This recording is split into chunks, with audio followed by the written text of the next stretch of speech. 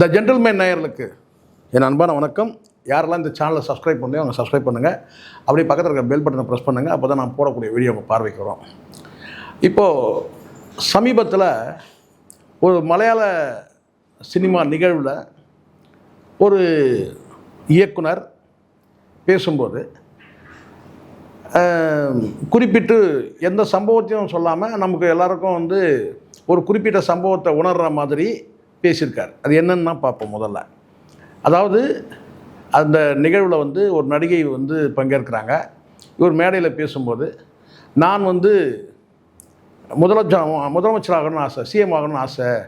நான் ஒரு 15 வருஷத்தில் நான் சிஎம் ஆயிடுவேன்.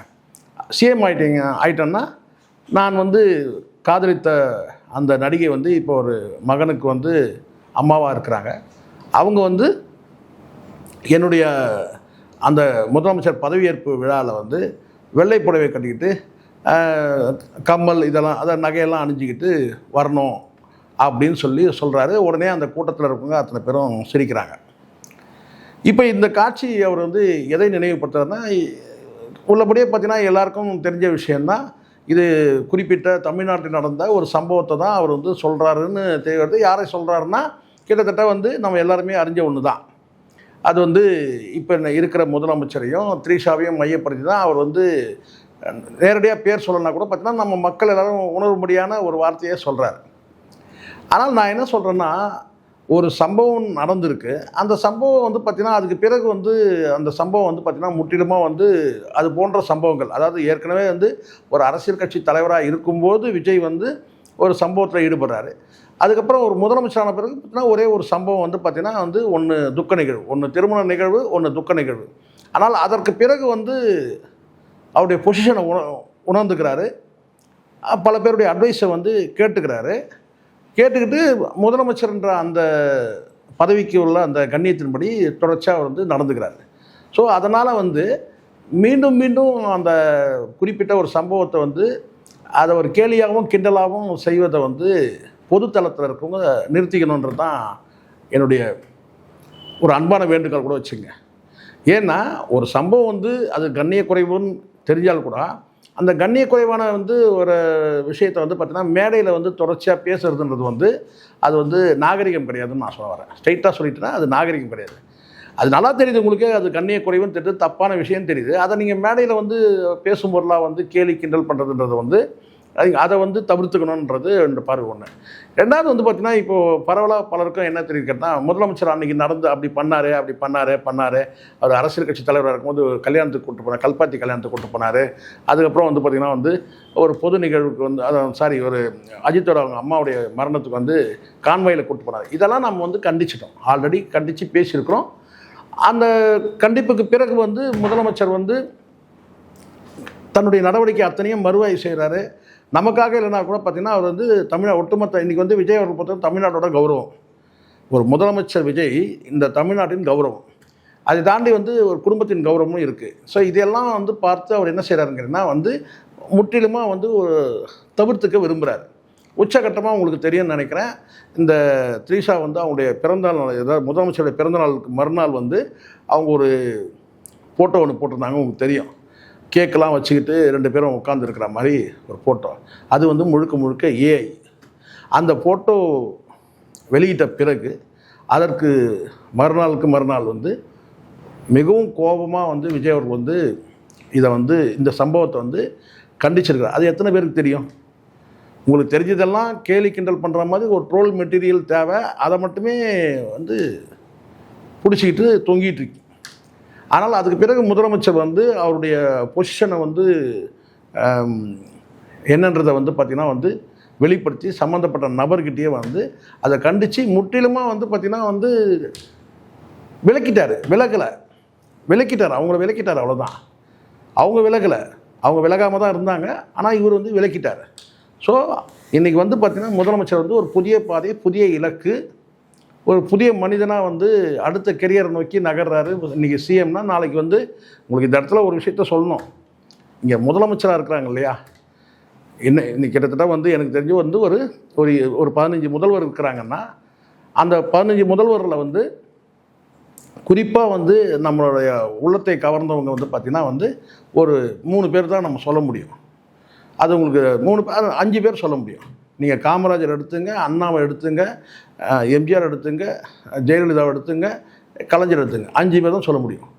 மற்றவங்களாம் இருக்கிறாங்க. முதலமைச்சர் இப்போது ஓபிஎஸ் இருந்திருக்கிறாரு, குமாரசாமி ராஜான் இருந்திருக்கிறாங்க, பக்தவச்சலம் இருந்திருக்கிறாங்க, அதுக்கு பிறகு வந்து ஜானகி அம்மா இருந்திருக்கிறாங்க, அது ஓ பன்னீர்செல்வம் இருந்திருக்கிறாரு, ஏன் எடப்பாடி பழனிசாமி இருந்திருக்கிறாரு, முக ஸ்டாலின் இருந்திருக்கிறாரு.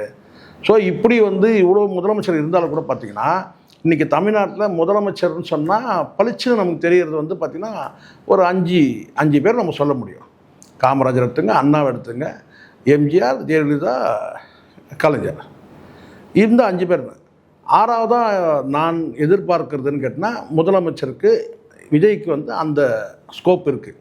எப்படி சொல்கிறேன்னு கேட்டிங்கன்னா இவங்கக்கிட்ட எல்லாருக்கிட்டையும் ஒரு கரிஷ்மாட்டிக் இருக்குது. காமராஜர்கிட்ட என்ன கரிஷ்மாட்டிங்க, அவர் என்னங்க வந்து பார்த்தீங்கன்னா வந்து நடிகரா இல்லை. இன்றைக்கும் நல்ல ஆட்சின்னு சொன்னால் அது காமராஜர் ஆட்சி தான், அது யாரும் மறுக்க முடியாது. அதே மாதிரி எம்ஜிஆருக்கு அண்ணா அவர்கள் வந்து ஒரு ஆண்டு காலம் தான் இருந்தார். இருந்தாலும் அண்ணா வந்து பார்த்திங்கன்னா வந்து ஒரு பேச்சாற்றல் மிக்கவர். இன்றைக்கி இந்த திராவிட இயக்கங்களுக்கு வந்து பார்த்திங்கன்னா ஒரு ஆசானாக தான் இருந்திருக்கிறார். நீங்கள் பிதாமகன், நீங்கள் பெரியார் எடுத்துக்கிட்டிங்கன்னா திராவிட இயக்க ஆசான் வந்து பார்த்திங்கன்னா அண்ணா தான். அதுக்கு பிறகு இருக்கக்கூடிய அந்த கரிஸ்மாட்டிக்லாம் இன்றைக்கி பார்த்திங்கன்னா எம்ஜிஆர் வந்து பார்த்திங்கன்னா ஒரு பிரபலமான நடிகராக இருந்து சினிமாவில் வந்து முதல் வெற்றி பெற்றது எம்ஜிஆர். அதுக்கு பிறகு கலைஞரை பொறுத்த வரைக்கும் வந்து பன்முக திறமை கொண்டவர், யாரும் மறுக்க முடியாது. அது கவிதையாக இருக்கட்டும், இலக்கியமாக இருக்கட்டும், சினிமாவில் இருக்கக்கூடிய வசனங்களாக இருக்கட்டும், இப்படி வந்து பார்த்தீங்கன்னா ஒரு மிகச்சிறந்த ஆளுமை. அந்த ஆளுமைக்கு நிகரான ஒரு ஆளுமை இன்றைக்கி வரைக்கும் இல்லை. அதே மாதிரி ஜெயலலிதா அவர்களும் வந்து பார்த்திங்கன்னா வரும்போது ஒரு நடிகை தான் வந்தாங்க. ஆனால் புகழ்பெற்ற ஒரு என்ன சொல்கிறேன்னா ஒரு பொசிஷனில் இருந்து அம்மான்ற அந்த வார்த்தையோடு அவங்க வந்து அந்த சொல்லாடலுக்கு பொருத்தமானவர் இவங்க தான்ன்ற மாதிரி இந்தியாவுக்கே வந்து பார்த்திங்கன்னா வந்து எல்லோரும் வந்து இந்திய அளவில் அம்மான்னு அழைக்கிற இடத்துக்கு வந்தாங்க. நான் இன்றைக்கி அந்த இடத்துல வந்து பார்த்தீங்கன்னா விஜய் நிறைவு செய்வார்ன்ற மாதிரி அதுக்கான நம்பிக்கைகள் நம்மக்கிட்ட தென்படுறதை பார்க்குறோம். காரணம் என்னென்னு கேட்டிங்கன்னா, இதை சொன்ன உடனே விஜய்க்கு ஒரு சொம்படிக்க ஆரம்பிச்சிட்டாரு அப்படின்வாங்க. அது நம்மக்கிட்ட நம்ம தலையில் எழுதியிருக்கு, அப்படி தான் எல்லாருமே சொல்லுவாங்க. திட்டினா உடனே வந்து பார்த்தீங்கன்னா 200 ஊப்பின்னுவான். இப்படி சொன்னால் உடனே வந்து விலை போயிட்டார் விஜய். என்னை விலை கொடுத்து வாங்கிறதுக்கு இன்னும் யாரும் பிறக்கவே இல்லைன்றதை மட்டும் நான் இப்போ சொல்லிவிட்டு சப்ஜெக்ட் வருவோம். என்னென்னா இப்போ வந்து இந்த 5 முதலமைச்சரோட சேர்ந்து 6வது முதலமைச்சராக இவர் வருவாருன்றது காரணம் கேட்டிங்கன்னா, அடிப்படையில் வந்து ஒரு சினிமா கல்ட்டு இது வரைக்கும் யாரும் பண்ணாத சில ரெக்கார்டுகளை பண்ணிட்டு வர்றாரு. அது ஒன்று ஒன்றா நடந்துட்டு வருது. இது வரைக்கும் வந்து கூட்டணியில் வந்து இல்லாமல் தனித்து நின்று வெற்றி பெற்றிருக்கிறாரு. அதில் வந்து பார்த்திங்கன்னா இந்த மைனாரிட்டி கவர்மெண்ட்டாக இருந்தாலும் பார்த்திங்கன்னா கடந்த காலத்தில் வந்து திமுகலாம் வந்து கூட்டணியோடு வந்து பார்த்திங்கன்னா 160 சீட் இருந்தாலும் கூட பார்த்திங்கன்னா தனிப்பெரும் கட்சியாக 95 சீட்லாம் வாங்கியிருக்கு. ஆனால் இவர் முதல் இதுலேயே வந்து பார்த்தீங்கன்னா 108 சீட்டு வெற்றி பெற்றிருக்காரு. அது மைனாரிட்டி கவர்மெண்ட் அரசாக இருந்தாலும் கூட அதை மெஜாரிட்டியாக வந்து தக்க வைக்கிறதுக்கு கூட்டணியை வந்து மந்திரி சபை அமைச்சிருக்கிறாரு. அதை கடந்து பட்டியல் வகுப்பை சார்ந்தவர்களுக்கு 7 பேருக்கு வந்து அவர் வந்து ஒரு அமைச்சர் பதவி கொடுத்துருக்கிறார். இது கடந்த காலத்தில் யாரும் செய்யாத ஒரு விஷயம். இதை வந்து முதலமைச்சர் செஞ்சுருக்கிறாரு. அதுக்கே வந்து மிகப்பெரிய பாராட்டுகளும் நடத்தணும், பாராட்டு விழாவே நடத்தணும். ஆனால் அது வந்து யாரும் வந்து சரி, இதே வந்து திமுக ஆட்சி காலத்தில் முக ஸ்டாலின் இதை செய்யலை. ஒருவேளை செஞ்சுருந்தால் அவருக்கு நேரம் வந்து பெரிய பட்டமே கொடுத்துருப்பாங்க, சமூக நீதி காத்த மாவீரன் அப்படிலாம் பட்டம் கொடுத்துருப்பாங்க. ஆனால் இது விஜய் அவர்களுக்கு ஏன் அவங்களுக்கு மனசு வரலன்னு தெரியல. ஆனால் இது காலம் வந்து காத்திருந்து இந்த பட்டத்தை வழங்கணும்னு நான் நினைக்கிறேன். நான் சொல்லக்கூடியது என்னென்னா, இந்த சமூக நீதி காத்த மாவீரன்ற அந்த பட்டம் வந்து இனிமேல் வருங்காலத்தில் கொடுக்கலாம். அது யார் கொடுப்பாங்கன்னு தெரியல. எதுக்காகன்னா, ஒரு விஷயத்தை வந்து ஒரு புதுமையாக ஒரு புரட்சிகரமான ஒரு விஷயத்தை செய்யும் போது அதுக்கு தானாக முன் வந்து பாராட்டுக்கள் தெரிவிக்கணும், கேட்டு பெறக்கூடாது, தானாக வந்து தெரிவிக்கணும். ஆனால் அதுக்கு ஏன் வந்து பலர் தெரிவிக்கலன்னு தெரியல. இது ஒரு பக்கம் இருக்கட்டும். இப்போது சில மாற்றங்கள், புதிய மாற்றங்கள், புரட்சிகரமான மாற்றங்கள் வந்து சில விஷயங்களை வந்து குறிப்பிட்டு ஒன்று ஒன்றா பண்ணும்போது நமக்கு ஒரு நம்பிக்கை பெறுது. இன்றைக்கி வந்து ஒரு தன் சொந்த கட்சியை சார்ந்த ஒருத்தர் வந்து லஞ்சம் வாங்கினாருன்னா உடனே அடிப்படை உறுப்பினர் வந்து பதவியை நீக்கிட்டு அப்படியே விட்டுருவாங்க. விசாரணை அடுத்த கைதுக்கெல்லாம் போக மாட்டாங்க. ஆனால் இவர் கைதும் பண்ண வச்சார். அது மிகப்பெரிய வந்து பேசும் பொருளாக இருக்குது. அது வந்து பயத்தில் இருக்கிறாங்க அமைச்சர்கள் உட்பட அதிகாரிகள் எல்லாமே. ஸோ லஞ்ச லாபண்யங்கள் குறைஞ்சிருக்கு. இது எல்லாத்தோட கேட்டால் இந்த பாலியல் குற்றங்கள் வந்து பார்த்திங்கன்னா இப்போ 1 மாத காலமாக முதல்ல ஆரம்பத்தில் இருந்தது. விஜய் அவர்கள் வந்த பிறகு ஒரு 1 மாதம் இருந்தது பாலியல் குற்றங்கள்லாம். இப்போ வந்து நான் பார்க்கும்போது பரவலாக வந்து அந்த பாலியல் குற்றங்கள்ன்றது இப்போ சமீபத்தில் இந்த ஒரு மாத காலமாக இல்லை. அதை கடந்து போதைப் பொருட்களுடைய அந்த அந்த விஷயமும் பரவலாக பெருசாக செய்தி வரல. என்ன கொலைகள் அங்கே இங்கே நடக்கிறதுன்ற சில செய்திகள் வருது. அது காலப்போக்கில் அது வந்து அடுத்த கட்ட நடவடிக்கையில் அது ஒரு வேளை வந்து அதுவும் கூட குறையணுன்றது தான் நம்ம எண்ணம்.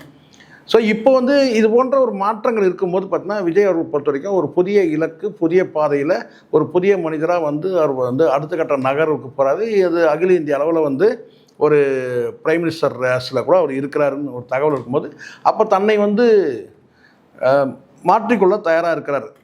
அதுதான் நம்ம பார்க்குறோம். அப்போது இது மாதிரி ஒரு சூழ்நிலையில் வந்து திரும்ப திரும்ப வந்து மீண்டும் மீண்டும் வந்து அது அடிப்படையில் வந்து பார்த்திங்கன்னா வந்து ஒரு முடிஞ்சு போன விஷயத்தை வந்து மீண்டும் மீண்டும் வந்து அதை ஒரு ட்ரோல் மெட்டீரியல் ஆகிறது, அதை வந்து கேலி கிண்டல் பண்ணுறதுன்றதை வந்து இனி வருங்காலத்தில் தவிர்த்துக்கணும். இப்போ நமக்கு வந்து பார்த்திங்கன்னா வந்து தமிழ்நாடு அரசுக்கு எவ்வளோ கடமைகள் இருக்குதோ அதே மாதிரி நமக்கும் கூட பார்த்திங்கன்னா ஒரு மேம்பட்ட அரசியலை வந்து உருவாக்குறதுல நமக்கும் கூட ஒரு கடமை இருக்குது. இங்கே நம்ம வந்து பார்த்திங்கன்னா ஒரு மேம்பட்ட அரசியலை பற்றி நினைக்காம இது போன்ற வந்து செய்திகளுக்கு முக்கியத்துவம் கொடுக்கறது, அவங்கவுங்க வந்து பார்த்திங்கன்னா நகைச்சுவை பண்ணுறதுக்கு எதை வந்து பேசுறது கூட தெரியாமல் மேடையில் வந்து பேசுகிறதுன்றதுலாம் வந்து ரொம்ப கண்ணிய குறைவானது. அதை வந்து ஒரு கேரளாவில் வந்து இதை பேசுனது தான் எனக்கு ரொம்ப ரொம்ப ஆச்சரியம். பொதுவாக மலையாளிகள் பொறுத்த வரைக்கும் கேட்டிங்கன்னா இந்த நையாண்டிகள் வந்து பெருசாக அந்த மாதிரி பண்ண மாட்டாங்க. ஏன்னா வந்து ஒரு பொறுப்பான மனிதர்கள் அப்படி தான் நம்ம நினச்சிருக்கிறோம். ஆனால் இதில் வந்து ஒரு கேரளாவில் வந்து இது மாதிரி ஒரு நடிகர் ஒரு இயக்குனர் வந்து இப்படி பேசுனது, ஒரு கேலி கிண்டல் பண்ணதெல்லாம் வந்து பார்த்தீங்கன்னா அதை ஏற்றுக்க முடியல. சரி, இது எல்லாம் வந்து நம்ம வந்து வினைப்பயன் அப்படின்னு நினச்சிட்டு தான் நம்ம வந்து கடந்து போகிறதா இருக்குது. ஆனாலும் வந்து தமிழ்நாடு அரசை பொறுத்த வரைக்கும், முதலமைச்சரை பொறுத்த வரைக்கும் என்ன கேட்டிங்கன்னா ஒரு ஒரு புதிய இலக்கை நோக்கி நகர்றாரு. இப்போ அடுத்தடுத்த நிகழ்வு பார்க்கும்போது கொஞ்சம் சிந்திக்க வேண்டியதாக இருக்குது. முதலமைச்சருடைய அந்த பயணமாக இருக்கட்டும், ஆய்வு செய்கிறதா இருக்கட்டும், அடுத்தடுத்து நடவடிக்கைகளாகட்டும், இப்போ அமைச்சர்கள்லாம் வந்து கொஞ்சம் முன்னை விட கொஞ்சம் கவனத்தில் இருக்கிறாங்க. அந்த ஒரு இதுவும் பார்க்கணும். அதே சமயத்தில் இந்த குதிரை பேரம்னு ஒன்று சொன்னாங்க இல்லையா, அது வந்து பார்த்திங்கன்னா வந்து கிட்டத்தட்ட ஒரு உச்சக்கட்டத்தை அடைஞ்சிருக்கு. ஒரு பத்திரிகையாளரை விசாரணைக்கு அழைச்சிருக்காங்க.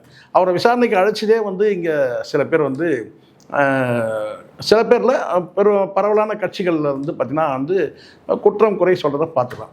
சரி, யாரெல்லாம் குற்றம் குறை சொல்கிறாங்கன்னு பார்த்தீங்கன்னா திமுகவுக்கு ஆதரவாக இருக்கக்கூடிய வந்து குற்றம் குறை சொன்னாங்கன்னா பரவாயில்ல.